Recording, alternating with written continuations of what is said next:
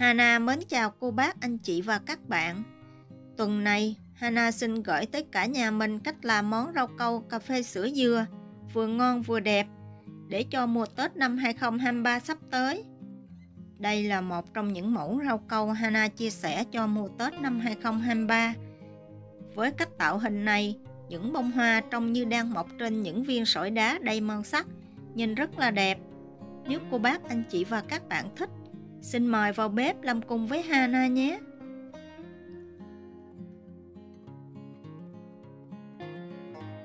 Để làm phần base cho bánh thì Hana sử dụng 1,2 lít nước, thêm vào 9g rau câu dẻo và mình khuấy đều, ngâm khoảng 30 phút cho rau câu nở. Sau 30 phút thì mình sẽ khuấy đều và đun sôi phần rau câu này ở lửa vừa và nhỏ. Khi rau câu sôi thì cô bác, anh chị và các bạn mình nhớ hớt bọt cho thật là kỹ. Sau đó thêm vào 120g đường cát. Mình sẽ khuấy đều và nấu cho đường tan thì mình tắt bếp.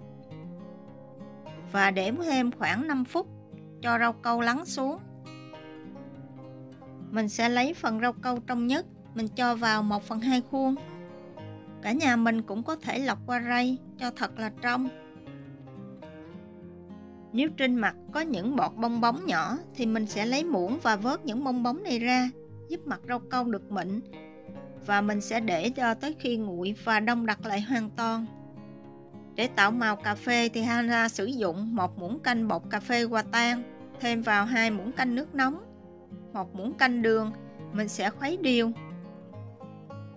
Để tạo những viên đá màu đen thì Hana sử dụng một cái khuôn nhỏ, mình sẽ đổ rau câu dày khoảng 1 cm, thêm một ít cà phê vào, khuấy đều cho tới khi độ đậm mà mình mong muốn và mình để cho thật là nguội. Đun nóng phần rau câu còn lại, mình sẽ cho thêm vào 100ml nước cốt dừa, 50g sữa đặc có đường, mình cũng khuấy đều. Cô bác, anh chị và các bạn mình có thể sử dụng bất cứ loại khuôn nào mình có, nhưng mà lượng rau câu đổ vào chỉ dày khoảng 1 cm thôi, mình đừng có đổ dày quá.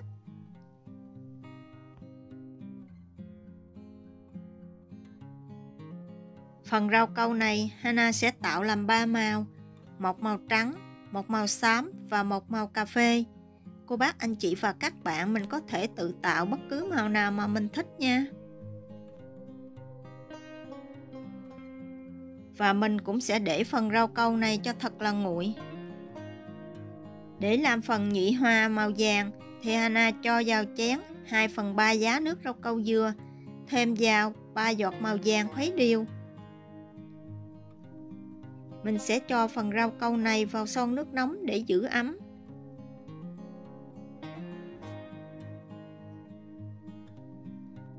Hana sẽ sử dụng dụng cụ xi lanh này để tạo hình hoa. Trên ống xi lanh thì có 2 ngạnh hai bên và một phần đầu nhọn ra. Mình sẽ lắp kim y tế vào. Phần lỗ kim mình sẽ để ngửa lên trên và vuông góc với ngạnh.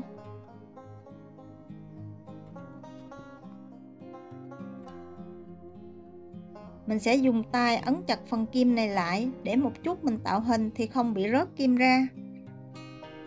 Cả nhà mình đừng có sử dụng ngón tay cái để mình ấn phần bích tông này vào. Mình làm như vậy lực mình đẩy nó không có đều, khi thì nhiều khi thì ít. Mình sẽ để đầu bích tông này ngay phần lòng bàn tay của mình. Ngón tay trỏ và ngón tay áp út mình sẽ để lên phần 2 ngạnh. Ngón tay chánh giữa thì mình đỡ nhẹ phần xi lanh này. Mình vừa bơm mình vừa ấn nhẹ xuống là được. Trước khi bơm màu vào, cả nhà mình nhớ bơm một ít nước nóng vào để mình rửa mũi kim. Mình chỉ cần bơm khoảng 1/2 ống xi lanh là được. Mình đừng có bơm màu nhiều quá, khó sử dụng. Khi bơm xong, cô bác, anh chị và các bạn đừng có rút kim ra liền. Mình để khoảng 3-4 giây cho màu lên đều. Và mình để thẳng mũi kim lên, bơm hết bọt khí ra ngoài và bắt đầu đi tạo hình. Mình sẽ đặt kim vào và nhấc tay lên xuống liên tục và điều tay.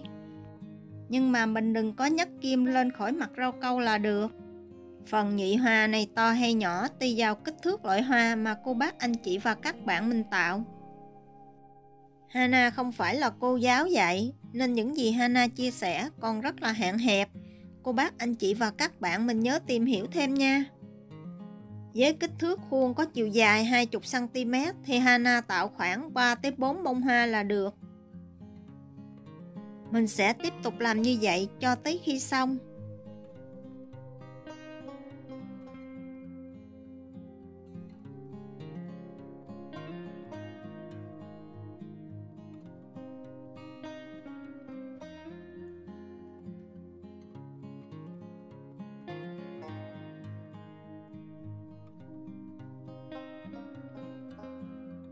Để tạo màu hồng cho cánh hoa thì Hana dùng một giá nước rau câu dừa. Thêm vào 2 muỗng canh siro dâu, mình sẽ khuấy đều. Mình cũng cho phần rau câu này vào son nước nóng để giữ ấm.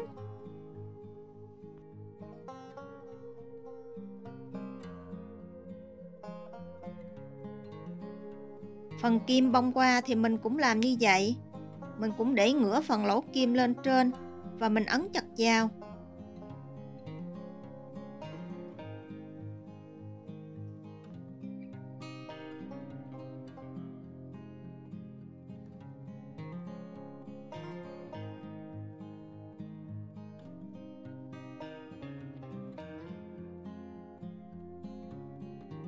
Mình sẽ bơm bắt đầu từ tâm nhị ra.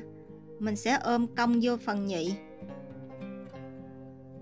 Lớp thứ nhất, cô bác anh chị và các bạn mình có thể tạo 3 hoặc 4 cánh hoa tùy ý. Mình vừa làm mình vừa dùng muỗng để loại bỏ lớp rau câu thừa phía trên, nhưng mà mình làm khéo, coi chừng kéo luôn cánh hoa ra ngoài. Lớp thứ hai thì mình sẽ xen kẽ giữa lớp thứ nhất, nhưng mà nó vẫn ôm vô cánh lớp thứ nhất. Hoa này cô bác anh chị và các bạn mình có thể làm từ 4 tới 5 lớp tùy ý. Phần tạo hình 3D này Hana chỉ học lớn ở trên mạng, và đây là lần thứ hai Hana làm, nên những bông hoa nhìn còn rất xấu. Có thể cô bác anh chị và các bạn mình sẽ khéo tay và đẹp hơn của Hana.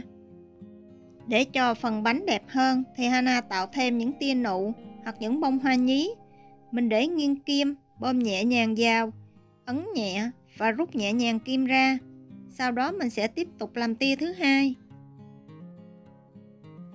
Cả nhà mình đừng có bơm sát cánh hoa, vì phần tạo hình lúc nãy, phần cánh bị hở, mình bơm sẽ tràn màu lên, giống như Hana đang làm.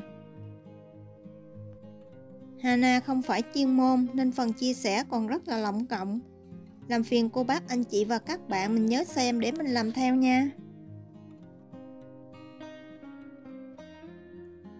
Mình tiếp tục làm như vậy với phần đối diện bên kia. Phần trống phía dưới thì Hana sẽ tạo những bông hoa nhí. Cô bác anh chị và các bạn mình có thể pha thêm nhiều màu để cho nhìn hấp dẫn hơn.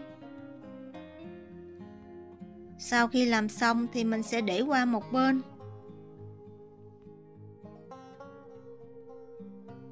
Hana sẽ ngâm thêm phần rau câu.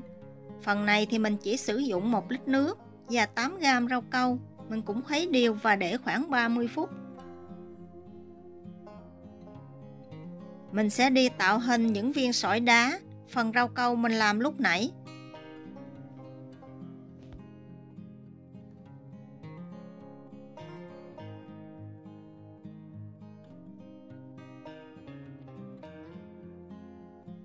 Cô bác anh chị và các bạn mình có thể cắt những viên đá này lớn nhỏ tùy ý nha.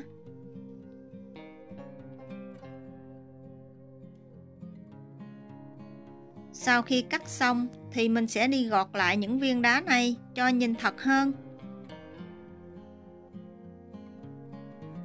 Để cho cạnh những viên đá này trông được mượt mà hơn thì mình sẽ đem phần rau câu này nhúng 1-2 lần vào nước nóng.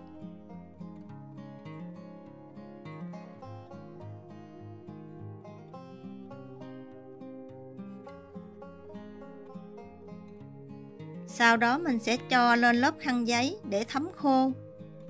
Cô bác anh chị và các bạn mình nhớ để mặt nào đẹp mình cho lên trên nha. Sau 30 phút mình cũng khuấy đều và nấu sôi phần rau câu này. Cô bác, anh chị và các bạn, mình có thể gộp phần rau câu này với rau câu rút ban đầu, mình nấu một lần cũng được và mình chia ra.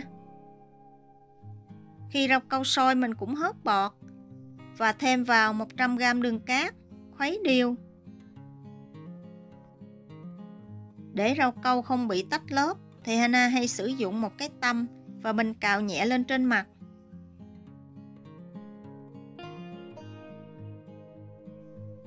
Cho một ít nước rau câu trong lên trên và mình xếp đầy những viên đá xen kẽ lẫn nhau. Mặt nào đẹp thì mình sẽ đặt xuống, còn mặt xấu thì mình sẽ hướng lên trên, để một chút mình lật ngược lại thì rau câu sẽ được đẹp hơn.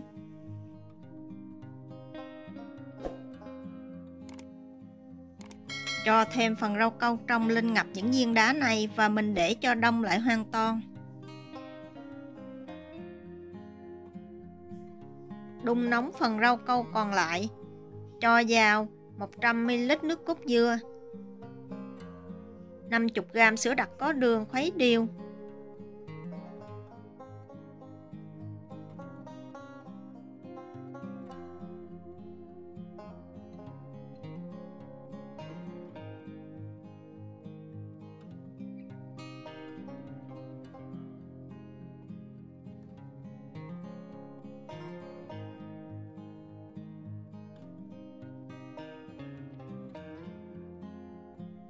Cho vào khuôn khoảng 300ml nước rau câu dừa, mình cũng để cho đông lại hoàn toàn.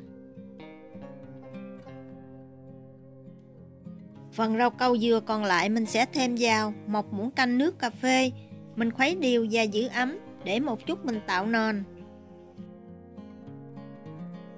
Mình cũng cào nhẹ và hâm cho thật nóng phần rau câu rồi mới đổ vào.